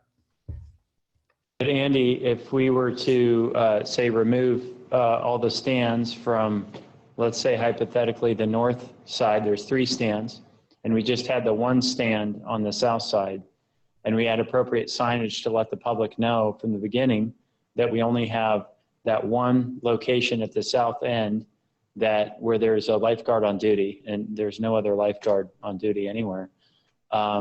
Would we be adequately limiting our risk if we were to reduce our program and still provide a limited service? I don't know if I could couch in terms of that. You'd be reducing it, but you'd still have the question of whether or not you notified and kept everybody abreast of our new lifeguards on duty on that other beach. Again, you can take whatever steps that you think are appropriate, but you need to make sure that you make it very clear and that you minimize or eliminate those improvements on the beach, which may cause people to concentrate in those areas. So again, if that's what you choose to do, my advice is to eliminate to the greatest degree possible the risk factors on the beaches that are not going to be covered. And of those 9 current applicants that you have, Jason, of the 9 current applicants that you have, how many of those are returning? 7. 7. And 2 that are certified. 2 that are certified. Red Cross 2 that are certified. So that's the catcher, is that Red Cross certification. Okay. And the influx of those, and it's a requirement to even apply for the USLA. And even if we drop the USLA, which is a top-notch certification for open water, and we're proud of it, we could still function just under Red Cross, but we still have to have that influx of Red Cross trained people. But those 7 returning have all the certifications already, all the training. They do. So they wouldn't need any additional training or qualifications. But if we just went to, you talked about just having the 1 guard stand going, that's the deep water, and that's not where the rescues happen. That's where the kind of the teens and the adequate swimmers hang out, because it's such a steep slope from the sand into the water. When you go to the beach, everybody kind of hangs out with the little guys in front of the edge water on around, and that's where I would say probably 80%, I think, Jason, of our activity is for saves is on north. Yeah. Okay. Majority of it's on north. Okay, so let's say it was the north. If we removed 3 or 2 of the stands, there's 3 stands total? With 4? 4. Okay. So there's 3 on North Beach, so and 1 on South. If we just had 1 or 2 stands on the north side and eliminated the others, could you staff that? Well, we would have to shorten the swim area, the designated swim area. That would be one option, I guess. But then I guess understanding we would just totally disregard and open up that other area for boaters to come in and access and create more clutter. So that's a mixed bag. I mean, that is something to consider, is just maybe having the swim area down by just the edge water and have 2 stands, and that's it. But then you're looking at probably where White is, about halfway down on North Beach, eliminating from there, have the swim area in there, and then it would be open access for boaters, not just over by the Lady Liberty, but from that area all the way over, once you start moving around the swim area. Could you still have, and this may be a question for Andy, if the proper signage was up and you removed the stands on the south side, could you still have the protected rope area so we could maintain it as a protected swim area as it is today, but just not have it guarded? I'm sorry, I can't tell you what the implications would be if you reduce the area. If you have it signed correctly and if it makes sense on the ground, you could have that as your protected beach area where there are lifeguards. You could have other areas that are not protected by lifeguards. Again, I don't know if it makes sense on the ground, and I think that's where Ken's expertise comes in that regard. But you need to take what steps are necessary in order to reduce or minimize the risk. But you're never going to have it go away definitively. Okay.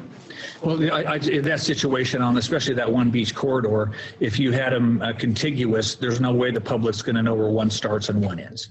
I mean, I think that you could possibly, and I'm not recommending you do this because I think it's wrong, but it would be to go on the South Beach and remove that, still leave those lines up and say this area is not guarded.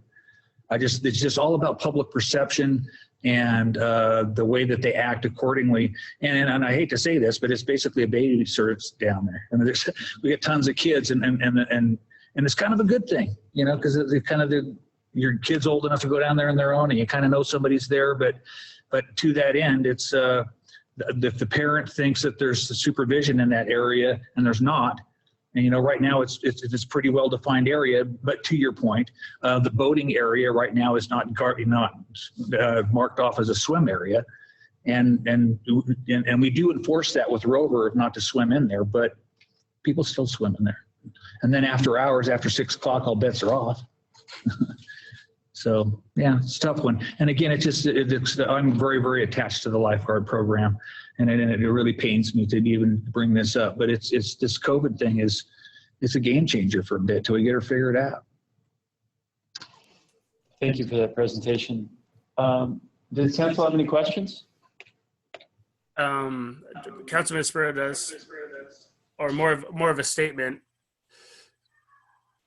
or I can move a motion to table this. It seems like we need to think about this a lot more. I feel that there's a lot of the public that want to keep this program going. I feel like there's a lot of questions we might have that may not be able to be answered right now.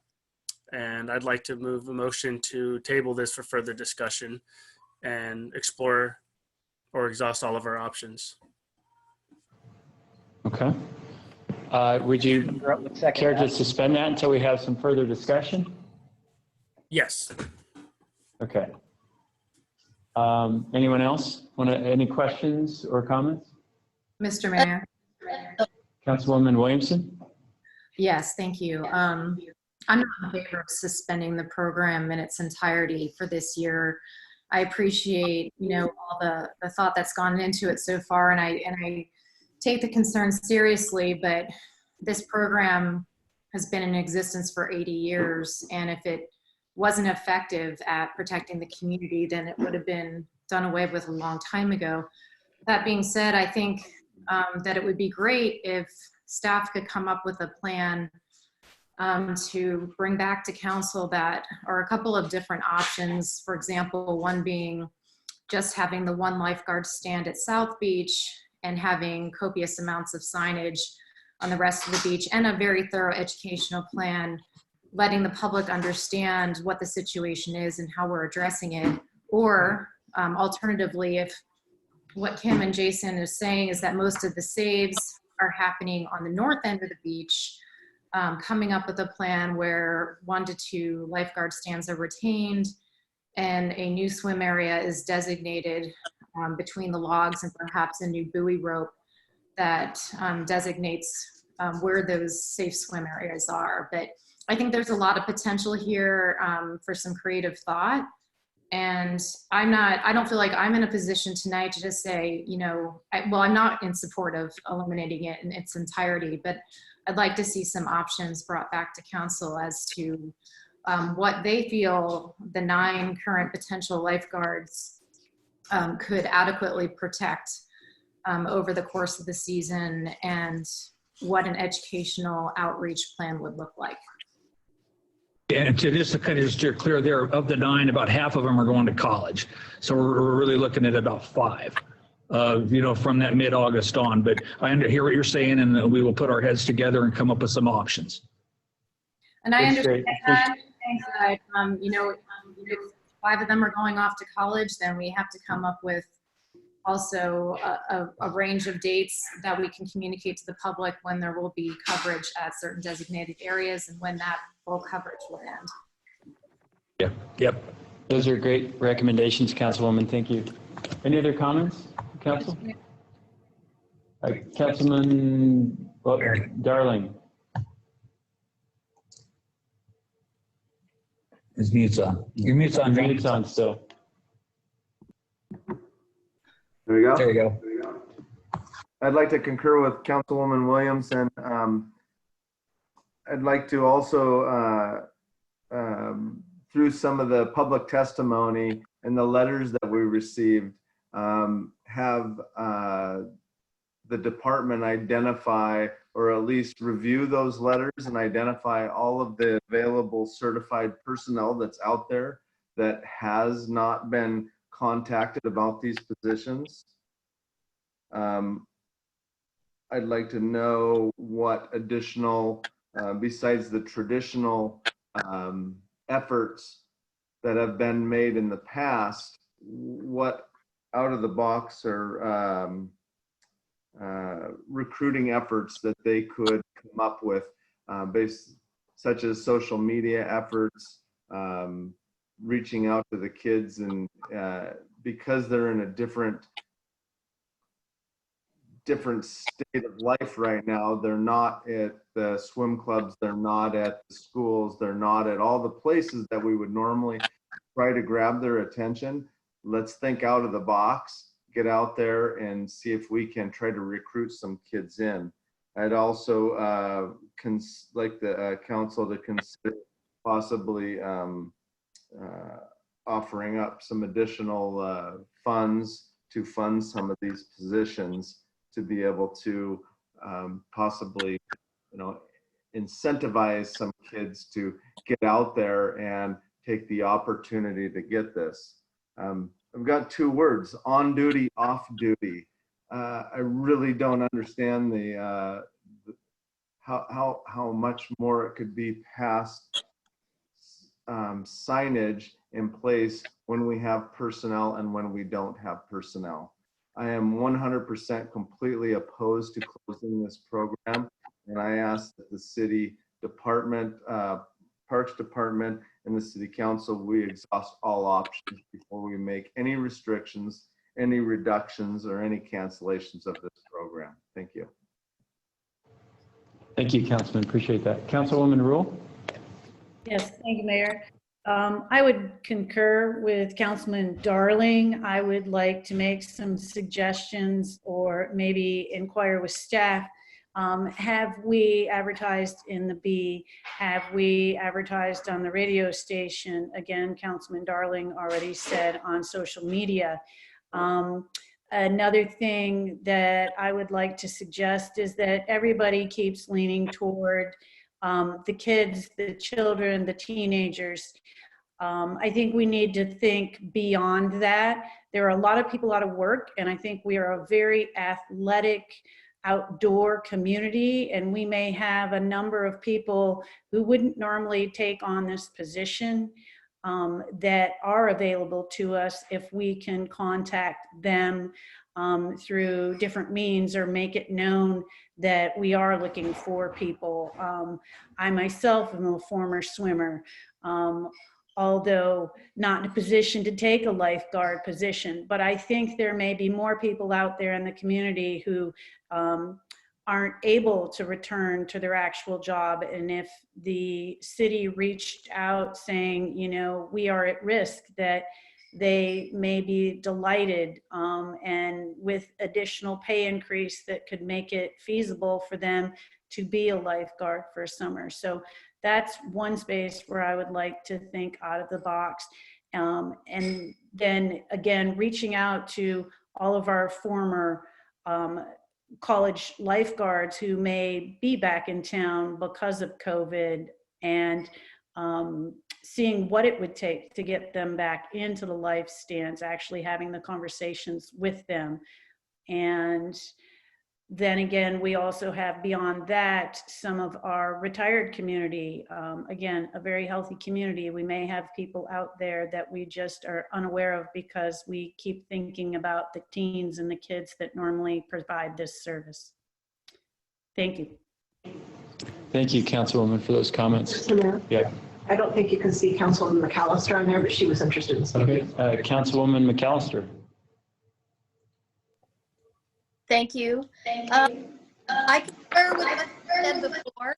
I think that over 80 years of expectations from the community really should drive this. And I completely agree with Councilwoman Rule's idea of looking into other possibilities for taking the lifeguard positions. I just don't think that we can suspend it. It's a part of our tradition. It's a part of who we are. And I think bringing back some other options to the council, that's what I would like to see. That's all. I'd like to comment on a couple of those. We don't know that we didn't have applicants, because when we started hitting hard on our promotion to sign up even for the lifeguard classes, right when the crisis hit, when you go back and you look at our chart, we usually had 5 or 6 or 7 go through the training. So we've actually, I think, turned the corner on trying to get the word out and getting more people interested. It was just a timing thing. And I hear you loud and clear, and I think a great one, and I would like to appeal for all the parents out there, is if we truly value our lifeguard program, please make that a priority when you're raising your kids. They don't need to be they don't need to be on a swim team, but we're really working hard for a junior guarding program that we met with the YMCA earlier this year to try to come up with some incentives that would be fun and kind of get them in the hopper in middle school and then train them up. So, this is a solution that we need as a community need to embrace. There's nobody as supportive of the lifeguards program as I am, because I've seen firsthand the saves. Our lifeguards over the 30 years have brought more than half of our drowning victims back from to life, and that's usually it's under 10% when that happens. So I see firsthand, and I know firsthand, and I know that, and we're all proud of them. And the opportunity that I get to work with these young, and Jason gets to work with these young people, the job skills and leadership skills, because right now for over the 30 years, they're the obstetricians and lawyers and the people out, leaders in the community, and just like Andy was a lifeguard, and sounds like maybe Dad was too. So it's just those people that are in our community, and those are great things that are a benefit, that are kind of not first and foremost in everybody's mind, but is in my mind as a manager and seeing that. So I hear you, but also keep in mind, and what I'm going to do is we're going to go through all this stuff, and I really appreciate this input. But right now I've got 9 people. And I'm going to come in with a plan for 9 people, because I don't have a crystal ball, and I don't know when the pools are going to open or I can get Red Cross. We will beat the drum super hard and say, hey, if you have Red Cross certification, please come. Jason did call all of our people that we had from last year and inventory that. We've reached out to what we can do, but not to say we can't put a big ad in the paper, say, hey, man, if you got Red Cross certification, or we can go down to Post Falls with those guys down there that are certified that maybe are not coming back, and see if we can entice them. We will reach out, and we will. But it's keep in mind, it's just that the COVID dictates the pool opening and the lifeguard certification training, and that's what's going to drive us, truly. And in my conversation with the Red Cross today, they're going with what local states, you're supposed to follow those recommendations, but there still is a component of that lifeguard class that requires person-to-person contact. And they said you just can't complete a certification class right now until that's lifted. Okay. So we can do our best, and chances are we're going to have something, and we'll come back with as many options as we can. But again, when I'm working towards that, I'm not going to bank on the crystal ball and that we're going to have new influx of newly certified people. I'm going to go with what we can find and then plan from there, if that's okay with you guys. Is that all right? Councilwoman Rule? Yeah, I just had one more comment about, you said you reached out to everybody who was a lifeguard last year. And again, I would stress reaching out to anybody who's been a lifeguard over the past 5 years, because those people may be back in town because of COVID, who would have not otherwise been in town. Also, potentially having our season open later because of the training, and as all the guidelines change with COVID, maybe shortening the season if need be, but still, again, thinking of different options that we can come up with. Thank you. What's your certified Red Cross lifeguard? There is a time limit. Is it what, 2 years? 2 years, yeah. And then you've got to recertify. So it's not like you have it forever. But I hear what you're saying, and I think we're all saying the same thing. It's just that I don't want to put a whole bunch of time and energy into something that I don't, the crystal ball, not knowing. I mean, that'll be a scenario we lay out there. Here's the bottom line: is if 4 weeks after the training is available, we can put guards on the stand. Whatever that time is, I don't know. Okay. Appreciate those comments, Nicole.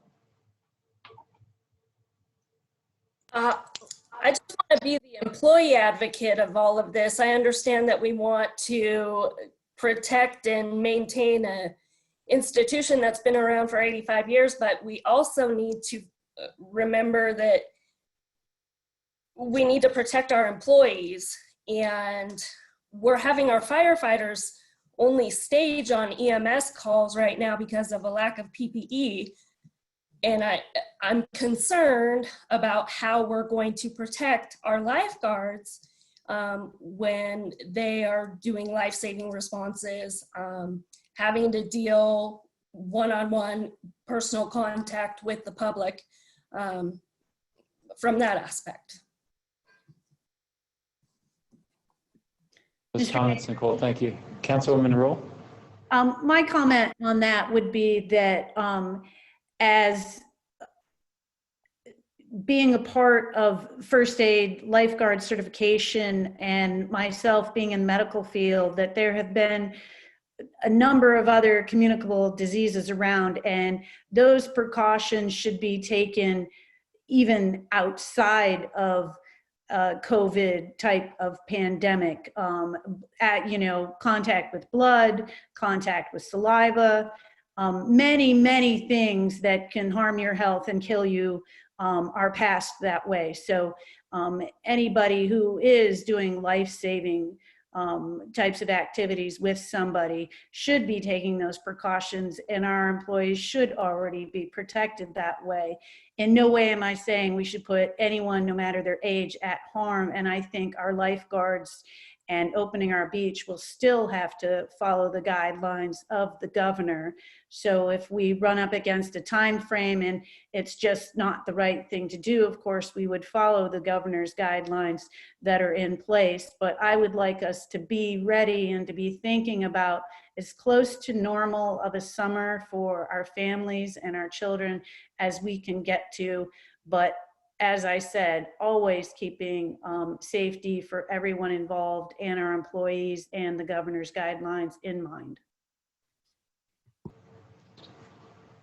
Council, any other questions or comments? Councilman Grote. Councilman Grote. I really appreciate this council standing up for this. I got my start with service through my lifeguarding program in the city that I came from, and there's no way that I would ever support this going away without seeing all of the creative options that public has written in, that council has suggested, and that I know Kim and Jason are well aware. I really appreciate the council fighting for this. And I'll get my whistle out and get my certification and work the weekends if I need to. Appreciate that. Any other questions or comments? Okay, really appreciate this discussion, council and staff. Is there anyone in the public online that would like to comment on this issue? Jennifer Bogies. Jennifer, are you there? Yes, ma'am, I am. Can you hear me? For the record, could you please state whether or not you reside in the city of Sandpoint, and you have 3 minutes. I live outside of Sandpoint in Dover. And what was the other question? Oh, just, you have 3 minutes. Please. Okay. Please continue. Thank you for your time tonight, and thank you to Kim and Jason for all you've done for the lifeguard program.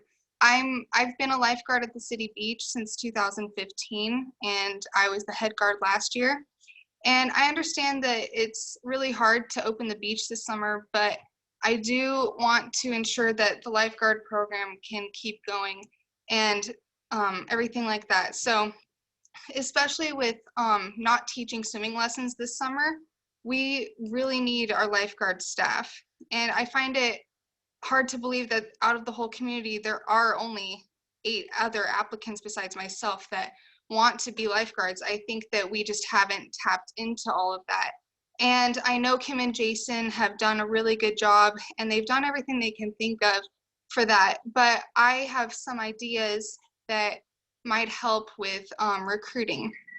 In the past, recruitment has been done by mainly Jason and Kim, and I know they do a good job, but if I was 16 years old, I'd be a lot more likely to join a job that has recruiters from my own age group. So what I'm thinking we can maybe do is use the high school kids that have been lifeguards and let them show their friends how much they love to work at the beach. I know they all do because they keep coming back. And then that can show them that it is a good job, it's possible, and people just like them can do it.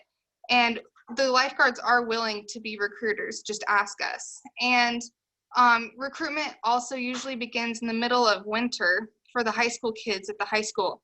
And the last thing they're thinking of is summer jobs. It's cold, they want to go skiing. So maybe if we recruit for next summer to start as soon as summer ends, they still have summer on their mind. They wish they were back at the beach instead of at school. So also try to do that. And then also we can use Instagram ads, Facebook ads. Kids are not checking their emails. We don't care about our emails nearly as much as adults do. And neither are we listening to radios. We shut it off when we hear commercials. So we don't read newspapers. We're on our phones. So if we use social media, we could tap into a lot of kids in our community. And we can also start certifying people for Red Cross, not during April, and that's when they're getting ready for their high school finals. They're not going to want to do some other program. We can start it in the winter. We have a heated pool at the YMCA to do that, and that could be another thing to help keep this program going. And I know it's a big legacy that we have. Families have been relying on us for over 80 years, and last summer alone, we saved 9 people from drowning. And I know that, like, it's amazing to be able to make an impact at such a young age in the community. And I think that our community even more should rely on us this summer, because they're going to be taking their kids to the beach a lot more than they normally would because they're out of jobs. And we need to, like, ask the lifeguards themselves, what are your ideas? Like, we could move the logs in the beach and make the swimming area smaller. People are smart, they can read signs, they can see that there's places that are not safe. It's okay. And like, parents do want lifeguards. I know they've come up to me and thanked me. And it's just a very vital program in our community. And it's something that shouldn't be done away with. And I think that also we're willing to risk, I'm willing to risk maybe being infected if I can save a life. I'm willing to do that as a guard. And I'm up on a stand the other part of the day. I'm so far away from everybody else on the beach. I'm not worried about being infected personally, but I do want to make a difference in my community, and I'm willing to take that risk. And it is the best job I've ever had, and Kim and Jason have done such an amazing job. Thank you, Ms. Bovee. Really appreciate those comments, and thank you for your service. And I want to say that that's probably tops the list of one of the all-time best community responses we've had at a council meeting. So thank you for your contribution to this discussion. Really appreciate it. Thanks, Jimmy. Get her an internship. Right. Do we have anyone else that would like to speak on this issue? You do. Natalie Harder. Yes. Ms. Harder? Hello. Hi, for the record, could you please state whether or not you reside in the city of Sandpoint, and you have 3 minutes. I actually live in yeah. And I'm just concerned community member, so I just wanted to add a couple thoughts. I'm a lifeguard as well, and I believe lifeguards are a very important part of a community. I really liked what Jenny said. I think that was great. There are the recruitment idea, that's really important, just to find new ways for recruiting people. And young people will listen to their peer group a lot more than the older generation. they list if there's people in their friend group, they're going to listen to them more. So that's really important to getting that out there and having the young people impact their friend group and recruit. I think that's awesome. I feel like our town is very family oriented and it's a resort town, so there's a lot of kids. So it's really important to keep it safe and just have that environment that lifeguards bring.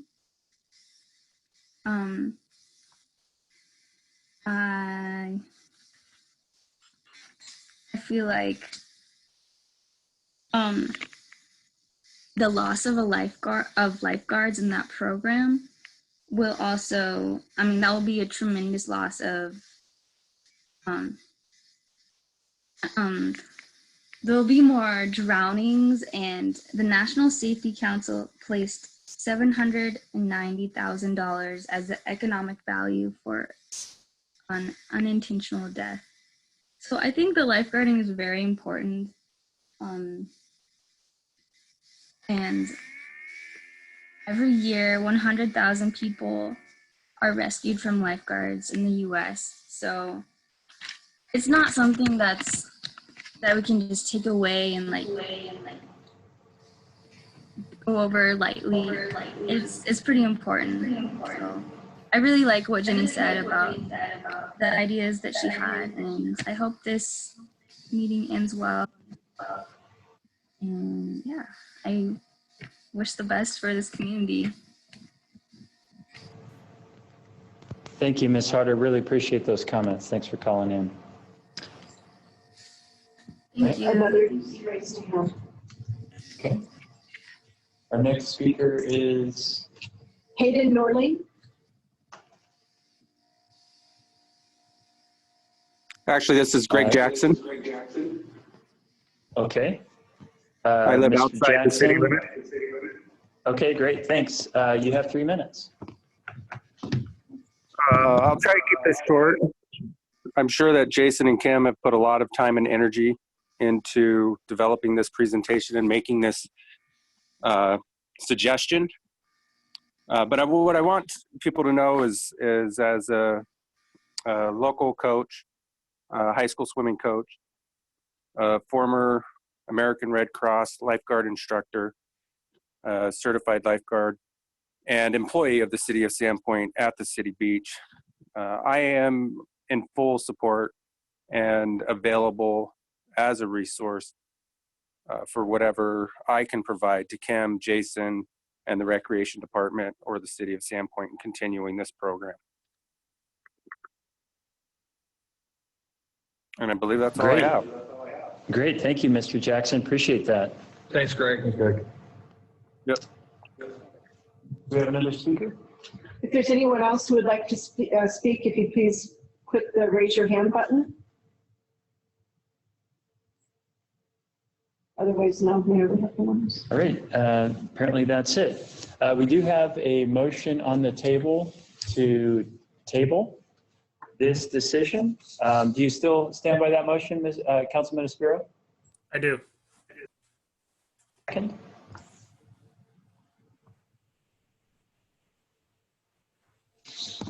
Okay, motion fails for lack of a second.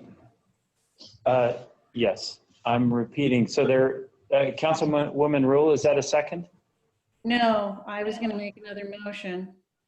Okay, so the motion to table has failed for lack of a second.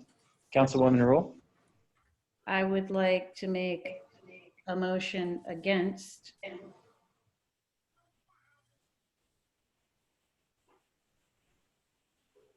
Against postpone, or it's against suspending the lifeguard program at City Beach this summer. Correct. Second, Espiro. Okay. Yeah. Second from Councilman Espiro. Is there any discussion? Yes, Mr. Mayor. Yep.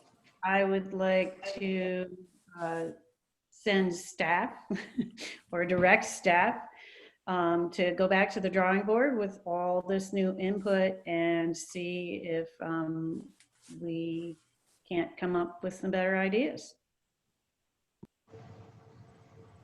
Okay, very good. Any other discussion, council? Feel like we're all on the same page here. It's been moved and seconded. This will be a roll call vote.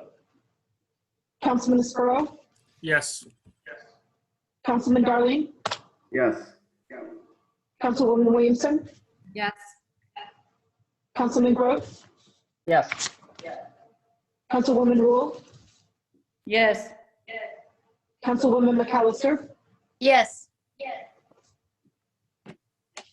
Motion passes and this meeting is adjourned. Thank you.